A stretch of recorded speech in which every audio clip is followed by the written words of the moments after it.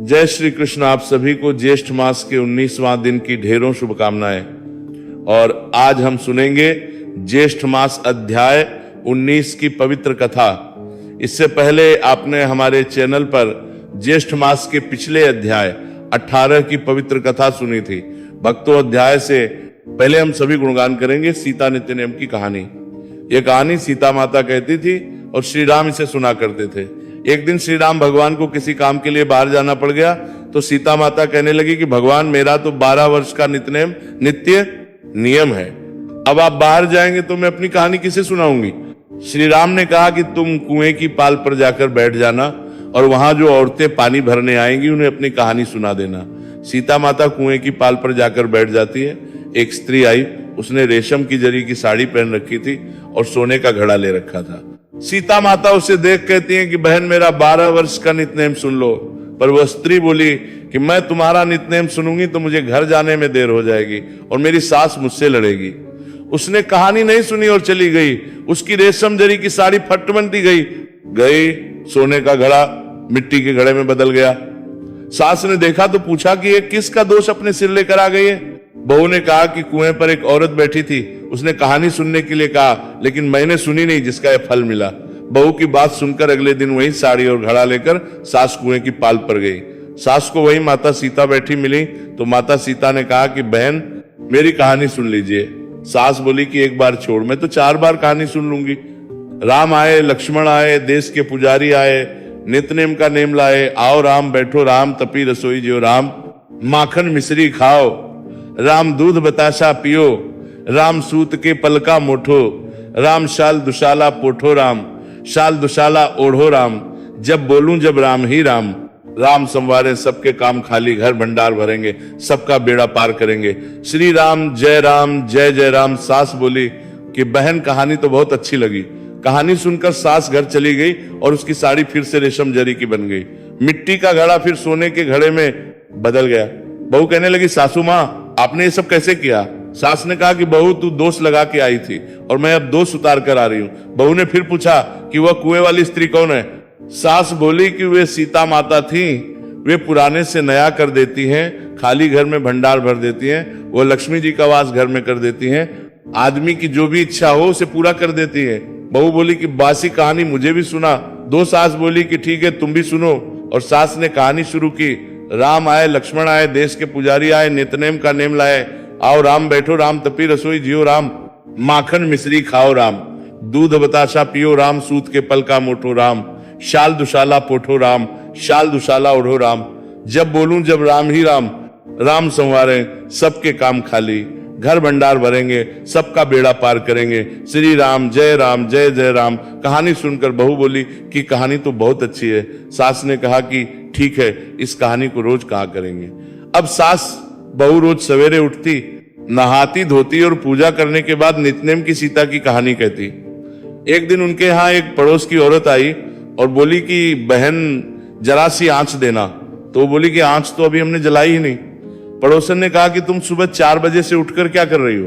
फिर उन्होंने कहा कि सुबह उठकर हम पूजा करते हैं, फिर सीता माता की नित्यनेम की कहानी कहते हैं। पड़ोसन ने उनकी बात सुनकर फिर कहा कि सीता माता की कहानी कहने से तुम्हें क्या मिला। वे बोली कि इनकी कहानी कहने से घर में भंडार भर जाते हैं, सारे काम सिद्ध होते हैं, मन की इच्छा भी पूरी होती है। पड़ोसन कहती है कि बहन, सी कहानी तो मुझे भी सुना दो। फिर वो बोली कि ठीक है, तुम भी ये कहानी सुन लो। राम आए, लक्ष्मण आए, देश के पुजारी आए, नित्यनेम का नेम लाए, आओ राम बैठो राम। सारी कहानी सुनने के बाद पड़ोसन कहने लगी, बहन, कहानी तो मुझे बहुत अच्छी लगी। अब वो पड़ोसन भी नित्यनेम सीता माता की कहानी कहने लगी। कहानी कहने से सीता माता ने पड़ोसन के भी भंडार भर दिए। अब तो पूरे मोहल्ले में नित्यनेम की कथा चल पड़ी, हर किसी की मनोकामना पूरी होने लगी। हे सीता माता, जैसे आपने उनके भंडार भरे वैसे ही आप हमारे भी भंडार भरना। कहानी सुनने वाले के भी और कहानी कहने वाले के भी प्रिय भक्तों, अब सुनिए।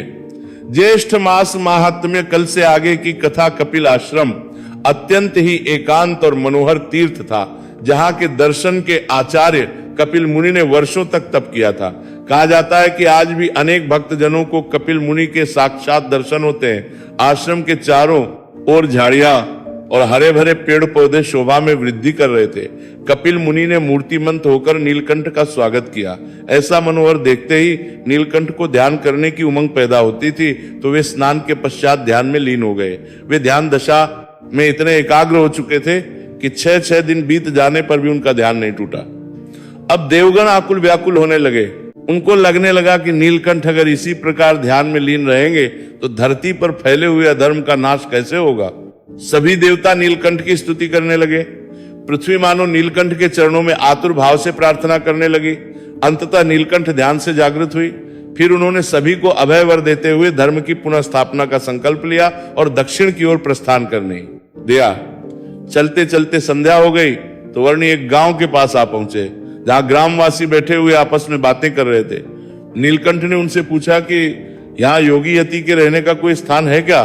तब एक व्यक्ति ने कहा, हाँ, यहाँ बनिए कि घर के सामने साधुओं का राम, वहीं पर सभी साधु संत रहते हैं, इसलिए आप भी वहां जाइए। फिर नीलकंठ मंदिर में पधारे साधुओं ने उन्हें आसन दिया। नीलकंठ स्नान के बाद मंदिर के चौक में विराजमान हुए। संध्या आरती के पश्चात रामायण की कथा आरंभ हुई। गांव के सभी स्त्री पुरुष आकर कथा सुनने लगे। नीलकंठ ने देखा कि मंदिर में स्त्री पुरुष अपनी मर्यादा के अनुसार नहीं बैठते। उन्हें यह बात अच्छी नहीं लगी। कथा समाप्त होते ही स्त्री पुरुष साधु के चरण स्पर्श करके जाने लगे। कुछ स्त्रियां नीलकंठ के चरण स्पर्श करने आई, किंतु वे वहां से शीघ्र उठकर अपनी जगह पर चले गए।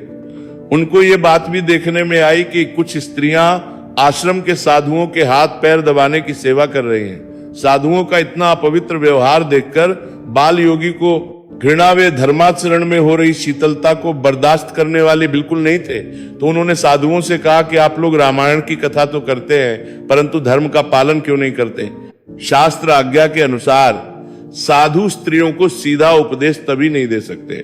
त्यागी साधुओं को स्त्री और धन का संपूर्ण त्याग करना चाहिए। उनकी बात सुनकर अब तो साधु क्रोधित हो गए। क्रोधित होकर कहने लगे, अरे बालक, 2 दिन का हेतु और हमें उपदेश देता है, चल भाग जाए यहां से, नहीं तो तुझे मार भगाएंगे। और नीलकंठ उसी समय अदृश्य हो गए। देखकर सभी साधु आश्चर्यचकित होकर सोचने लगे कि मंदिर के बंद दरवाजे से ये बालक अचानक अदृश्य कैसे हो गया। परंतु नीलकंठ तो वणिक के घर के चौक में जाकर विराजमान हो गए थे। पवन पुत्र हनुमान जी उसी समय नीलकंठ के समीप आ पहुंचे। अधर्मी साधुओं द्वारा नीलकंठ का अपमान वे सहन नहीं कर पाए। उन्होंने तुरंत प्रभु का चरण स्पर्श करके डंडा उठाया और मंदिर में जाकर उन्होंने उन सभी साधुओं और उनके शिष्यों की भी खूब पिटाई की। अब तो भयभीत होकर साधु चिल्लाने लगे, हे पवन पुत्र, आप हमें क्यों मार रहे हैं? हमने क्या अपराध किया है? तब हनुमान जी ने बताया कि तुम सभी ने नीलकंठ को बिना अपराध के इस मंदिर से क्यों निकाल दिया। क्या तुम जानते हो वे कौन है? नीलकंठ साक्षात भगवान है। जाइए और उनसे चरण पकड़कर उनसे क्षमा मांगिए। पूरे सम्मान के उन्हें मंदिर में लाकर विराजमान करें, तभी आपको मुक्त करूंगा, नहीं तो आज मैं तुम सभी को यमलोक पहुंचाकर ही रहूंगा। फिर तो साधुओं ने सभी स्त्रियों को वहां से चले जाने का आदेश दिया। मंदिर के दरवाजे खोलकर सभी उस वणिक के घर आ पहुंचे। सभी ने नीलकंठ से बार बार क्षमा मांगी, हम आपको पहचान नहीं सके, आप तो साक्षात पुरुषोत्तम नारायण हैं। आज से हम आपकी रुचि के अनुसार स्त्री धन से सदैव दूर रहेंगे, स्त्रियों को उपदेश नहीं देंगे। आप जैसा आदेश देंगे हम उसी के अनुसार आचरण करेंगे, परंतु आप हनुमान जी से हमें मुक्त कराइए। तब नीलकंठ ने दया भाव से सभी को क्षमा कर दिया और पवन पुत्र से भी संकेत करके साधुओं को मुक्त करने की सूचना दी। फिर सभी साधु मुक्त होकर पवित्र जीवन जीने लगे। पवन पुत्र के अदृश्य होने के बाद साधुओं ने नीलकंठ को 2 दिन मंदिर में रखा और खूब सेवा की। नीलकंठ 2 दिन बाद साधुओं को नियमबद्ध रहने का आदेश देकर फिर वहां से चल दिए। लगातार पदयात्रा के कारण नीलकंठ अत्यंत थक गए थे। सूर्य डूब रहा था। थोड़ी सी दूरी पर एक गांव दिखाई दिया। नीलकंठ गांव की ओर बढ़े। गांव में एक वैरागी और दूसरा सहयोगी साधु था। नीलकंठ त्यागी साधु के साथ मंदिर में पधारे। महंत को नीलकंठ के दर्शन से अत्यंत शांति का अनुभव हुआ। उसने को 2-3 दिन तक वहीं रुकने का निवेदन किया। संयोगी साधु को 1 पुत्र और 2 पुत्रियां थी। नीलकंठ जिस मंदिर में रुके थे, दोनों पुत्रियां वहां तुलसी रामायण पढ़ने आती थी। साधु प्रातः और सायंकाल में रामायण सुनाता था। दोनों कन्याओं को कुछ समझ में नहीं आता तो साधु से ही उसका अर्थ पूछती थी, परंतु कोई कठिन प्रश्न का तो वो भी सही उत्तर नहीं दे पाता था। एक दिन दोनों कन्याओं ने प्रश्न किया तो साधु असमंजस में पड़ गया, उसे सही समझ में नहीं आया। तब नीलकंठ ने कहा, महंत जी मैं समझाऊं क्या? फिर नीलकंठ ने एक के बाद एक सभी प्रश्नों के सही सही उत्तर दे दिए। दोनों कन्याएं प्रसन्न होकर अपने घर चली गई।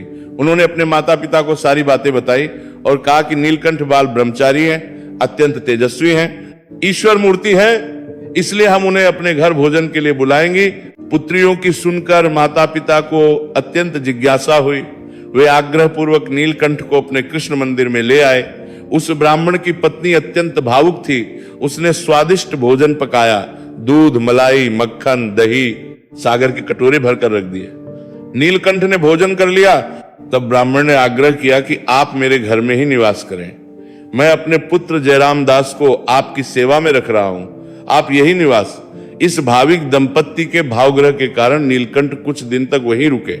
उनकी श्रद्धा और भक्ति से प्रसन्न होकर फिर नीलकंठ ने उन्हें अपने दिव्य स्वरूप का दर्शन दिया।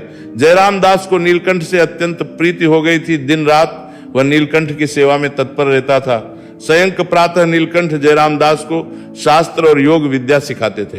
एक दिन कंठ ने पूछा, जयराम, ये कमल ककड़ी तुम प्रतिदिन कहां से लाते हो? जयराम दास ने कहा, यहां पर एक सरोवर है, वहीं से मैं और मेरा मित्र कृष्ण तंबोली ये फल लाते हैं। अच्छा, मुझे वो सरोवर दिखाओगे? मुझे ताजी कमल ककड़ी खाना है। नीलकंठ ने कहा, चलो हम सरोवर पर घूमेंगे, खूब आनंद करेंगे। जयराम दास खुश होकर तैयार हो गया। सूर्य जब पश्चिम में ढलने लगा तब नीलकंठ रामदास सरोवर के किनारे पहुंचे। कृष्ण तंबोली ने अपनी नाव तैयार रखी थी। फिर तीनों नाव पर सवार हो गए। ठंडी ठंडी हवा चल रही थी। तंबोली झील के उस पार दिख रहे जंगल की बातें बता रहा था और चलती नाव से कमल ककड़ी तोड़ तोड़ कर नीलकंठ को खिला रहा था। अचानक तंबोली ने कहा, वर्णिराज, वो दूर पेड़ दिखाई दे रहे हैं ना, वो विकराल प्राणियों का जंगल है। रात को मेरे तक हिंसक पशुओं की गर्जना सुनाई देती है और वहां कोई नहीं जा सकता। नीलकंठ इन बातों को बड़े ध्यान से सुन रहे थे। फिर नीलकंठ ने कहा, लाइए पतवार दीजिए मुझे, थोड़ी देर में नाव चलाऊं। जयराम दास ने पतवार लेकर नीलकंठ के हाथों में थमा दी। पवन की दिशा बदली और उधर नीलकंठ ने गति तेज कर दी। कुछ ही क्षणों में नाव सरोवर के किनारे पहुंच गई। अब तो ये देखकर तंबोली और जयराम के होश उड़ने लगे। उन्होंने सोचा, नीलकंठ तो चले अपने वन की ओर। अब नीलकंठ छलांग लगाकर किनारे पर उतर गए। ये देखकर जयराम चिल्लाया, नीलकंठ, वहां नहीं जाना है। तंबोली ने कहा, वनिराज, ये जंगल घूमने लायक नहीं है, यहाँ वैसी पशुओं का भय है। देखो संध्या हो चुकी है, अब तो पशु भी पानी पीने के लिए सरोवर की ओर आते ही होंगे। लेकिन नीलकंठ ने कुछ सुना ही नहीं। उनके पीछे पीछे दोनों को बिना इच्छा से उतरना पड़ा।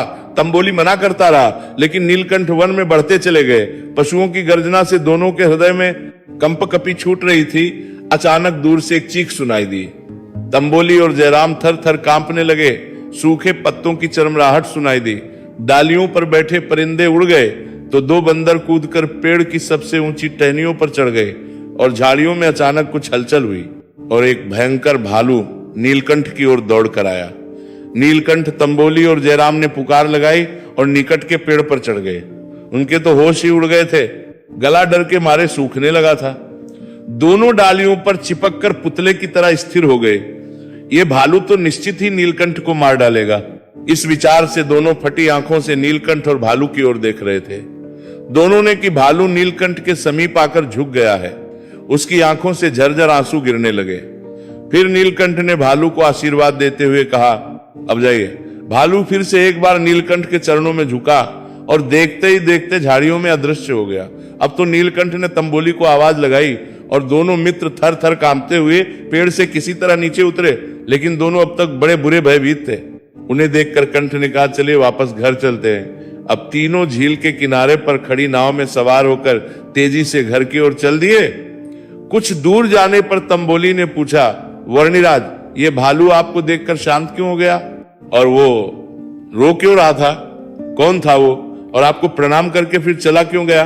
तब नीलकंठ ने कहा, वो जाम्बवान था। श्री कृष्ण के समय इसने श्री कृष्ण की सेवा की थी, परंतु उसके मन शंका रह गई थी, इसीलिए वो भटकता रहा था और आज उसका कल्याण हो गया। अब वो शरीर त्याग करके मनुष्य के रूप में सत्संग में जन्म लेगा। उस समय उसे मेरा संपर्क होगा और उसे अक्षरधाम की प्राप्ति होगी। जयराम दास और तंबोली अत्यंत विस्मित हुए। घर पहुंचकर जयराम और तंबोली ने अपने परिवारजनों को भालू के चमत्कार वाली बात बताई और कहने लगे नीलकंठ तो भगवान है। ये बात एक ने दूसरे से बताई, दूसरे ने तीसरे से कही। इस तरह देखते ही देखते गांव में चमत्कार की ये बात फैल गई। अब तो नीलकंठ के दर्शन के लिए जयराम दास के घर सुबह शाम लोगों का तांता लगने लगा। चारों ओर नीलकंठ की जय जयकार होने लगी। एक दिन सुबह का समय था, मुर्गे ने अभी बांध नहीं दी थी।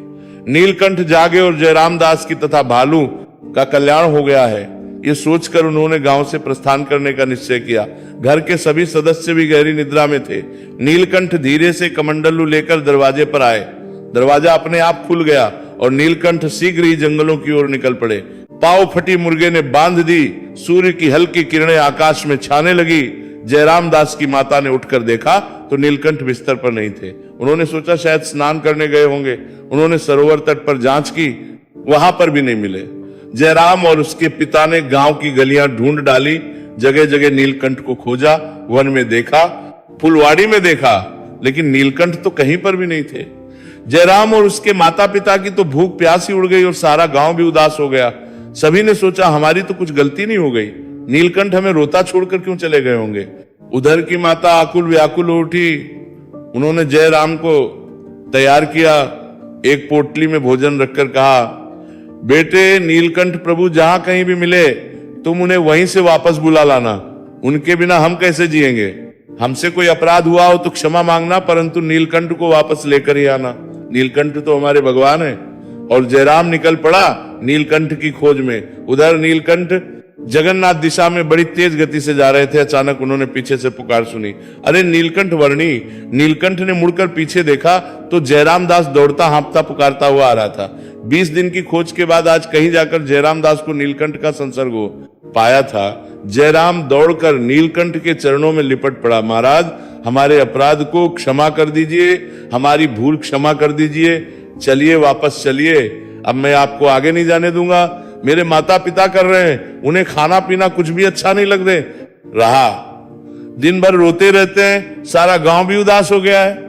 मेरी बहनें और वो कृष्ण तंबोली तो पागल ही हो गए हैं। आप बस शीघ्र ही मेरे घर चलिए, मैं अब आपको और आगे नहीं जाने दूंगा। जयराम की प्रार्थना सुनकर नीलकंठ ने अपने प्राकट्य का उद्देश्य बतलाया। जयराम दास नहीं कुछ बोल पाया। आखिर नीलकंठ ने जयराम दास से कहा, जयराम तुम मेरे साथ चलो, हम दोनों साथ साथ जगन्नाथपुरी की यात्रा पर चलेंगे। अब तो जयराम के मन में तुमुल ध्वंत चलने लगा, ना तो वर्णी को छोड़ सकता था, न माता पिता के स्नेह को। आखिरकार वर्णी के स्नेह की ही जीत हुई और वह जगन्नाथपुरी के लिए तैयार हो गया। चलते चलते वन में जयराम दास को नीलकंठ के अनेक दिव्य अनुभव हुए। नाव में बैठ खाड़ी पार करके वे भुवनेश्वर पहुंचे। भुवनेश्वर महादेव का दर्शन करके 3 दिन के बाद वे जनकपुर पहुंचे। नीलकंठ जनकपुर में इंद्रद्युम्न सरोवर के तट पर आ पहुंचे। जगन्नाथपुरी के प्रसिद्ध मंदिर से जनकपुर लगभग 2 किलोमीटर के अंतर पर स्थित है। जगन्नाथपुरी अति पवित्र प्राचीन तीर्थ है। यहाँ भगवान श्री कृष्ण की अस्थि पर विशाल मंदिर बनवाया हुआ है। हजारों तीर्थवासी प्रतिदिन मंदिर में दर्शन करने आते हैं। नीलकंठ प्रभु भी प्रतिदिन जगन्नाथपुरी आकर दर्शन करके मंदिर के गरुड़ स्तंभ के नीचे ध्यान लगाकर बैठ जाते। मंदिर में हो रही भागवत कथा वे भक्ति भाव पूर्वक सुनते थे। नीलकंठ के दर्शन से पुजारी जी अत्यंत भाव विभोर हो गए। पुजारी जी जगन्नाथ जी के भोग की थाली का प्रसाद नीलकंठ को देते थे। नीलकंठ भी उनकी भाव पुष्टि करते। प्रतिदिन समुद्र स्नान करके फिर मंदिर के बाहर स्थित वटवृक्ष के नीचे नीलकंठ ध्यान करते और चंदन सरोवर जाकर योग किया करते थे। उनकी ऐसी अद्भुत स्थिति देखकर लोग आकर्षित होते। पुरी में एक महान बाल ब्रह्मचारी योगेश्वर पधारे हैं, ये समाचार पुरी के राजा को भी मिला, तो वे नीलकंठ के दर्शन से कृतार्थ हो गए। वे प्रतिदिन नीलकंठ के दर्शन के लिए थे और उनका उपदेश भावपूर्वक सुनकर आध्यात्मिक रहस्यों का ज्ञान प्राप्त करते थे। राजा ने नीलकंठ की अलौकिक शक्ति देखकर अपने गुरु के रूप में उन्हें स्वीकार किया। इंद्रद्युम्न सरोवर पर नागा बाबाओं ने अपना अड्डा जमा लिया था। ये बाबा मुमुक्षु यात्रियों को भरमाते और स्त्रियों को भ्रष्ट करते थे। मद्य के नशे में चूर होकर शस्त्रों का प्रयोग करते और आपस में से झगड़ते भी रहते थे। नीलकंठ के प्रति राजा के प्रीति और यात्रियों और स्थानीय भक्तों में बाल योगी के प्रति आकर्षण देखकर बाबाओं को नीलकंठ के प्रति ईर्ष्या होने लगी। रथ यात्रा का उत्सव आया। जगन्नाथपुरी में रथ यात्रा के उत्सव का अपने आप में एक अनूठा महत्व है। यहाँ के धार्मिक रीति रिवाजों के अनुसार प्रजा जब भक्ति भाव पूर्वक भगवान को रथ में बिठाकर रथ खींचती, तब राजा भी ये सेवादास भाव पूर्वक करता है। रथ यात्रा के इस उत्सव में नीलकंठ महाप्रभु को भी राजा ने एक सुशोभित रथ में विराजमान किया। राजा और प्रजा ने फिर अत्यंत ही भक्ति पूर्वक नीलकंठ के रथ को खींचा। ये देखकर अब तो नागा बाबा वर्णिराज से और अधिक द्वेष करने लगे। एक दिन नीलकंठ इंद्रद्युम्न सरोवर के तट पर नित्य कर्म के बाद ध्यान में बैठे थे। तभी एक वैरागी ने उन्हें हिलाकर कहा, अरे ओ बालकुट, सामने से हरी सब्जी चौलाई की भाजी तो तोड़ कर ला। परंतु नीलकंठ ने उसकी एक भी नहीं सुनी। साधु ने फिर से क्रोधित होकर कहा, अरे सुनता नहीं है क्या, जा चौलाई की भाजी तोड़ कर ला। नीलकंठ ने कहा, उसमें तो जीव है, मैं उसे नहीं तोड़ूंगा। ये सुनकर वैरागी क्रोधित हो गया और तलवार निकालकर नीलकंठ को मारने के लिए दौड़ा, किंतु नीलकंठ अधिक शांत और स्थिर बैठे थे। जयराम दास नीलकंठ की सेवा में साथी था। यह सब दृश्य देखकर उसने डर के मारे चीख पुकार कर दी। इस कोलाहल से अन्य बाबा भी दौड़ कर आए। नीलकंठ के प्रति उन्हें सहानुभूति थी, इसलिए वे उन्हें बचाने के लिए खड़े हो गए। इस तरह आमने सामने दो पक्ष हो गए, एक नीलकंठ के पक्ष में, दूसरा उन नागा बाबाओं के पक्ष में। अब तो दोनों पक्ष युद्ध छिड़ गया। सभी बाबा आपस में ही भिड़ गए। जयराम दास दौड़ता हाँफता पूरी पहुंचा और कहने लगा, बचाओ बचाओ, नीलकंठ के प्राण संकट में है। राजा को पता चला तो उन्होंने तुरंत अपने शस्त्रधारी सिपाहियों को नीलकंठ की रक्षा में भेज दिया और स्वयं ही अपने सैनिकों के साथ पहुंच गए। फिर सभी ने मिलकर बाबाओं पर धावा बोल दिया। घोर युद्ध के फलस्वरूप बाबाओं के सिर कट कट कर पर गिरने लगे। आसुरी बाबाओं का विनाश हुआ और अन्य जो बच गए थे वे वहां से भाग निकले। राजा नीलकंठ के समीप आए। बाल योगी तो पद्मासन लगाकर स्थिर वृत्ति से ध्यान में बैठे हुए थे। नीलकंठ की निश्चलता देखकर राजा असाधारण रूप से प्रभावित हुए। फिर राजा ने उन्हें अपने महल में पधारने का अति आग्रह किया, निवेदन किया, परंतु राजा की प्रार्थना को नीलकंठ ने अस्वीकार कर दिया और उन्हें आशीर्वाद देकर मानसपुर की ओर प्रस्थान कर दिया। फिर मैं 10 माह तक रुके। यहाँ पुजारी जी का भक्तिभाव और छल कपट दोनों दिखे। इस प्रकार धर्म की जय हुई और असुर आपस में लड़े, बंता के प्रस्थान कर दिया और भक्ति बार मंदिर मिला है और असुर को नीलकंठ ने वंती बार मंदिर मिला और मरे। इसके आगे का वृतांत आप सभी कल के अध्याय में जरूर सुनिएगा। कथा को अधिक से अधिक लोगों तक पहुंचाए, वीडियो को लाइक करें और हमारे चैनल को सब्सक्राइब करते जाइएगा। और कल से ज्येष्ठ मास 20 की कथा को अवश्य ही सुने। भगवान पुरुषोत्तम श्री कृष्ण और श्री हरि की कृपा आप सभी पर सदैव बनी रहे। हरि नाम संकीर्तन करते रहिए, भगवान का स्मरण करते रहिए, इसी में जीवन का कल्याण है। भगवान पुरुषोत्तम आपकी सभी मंगल कामनाएं पूर्ण करें। भगवान पुरुषोत्तम सब पर कृपा करें। हरे कृष्ण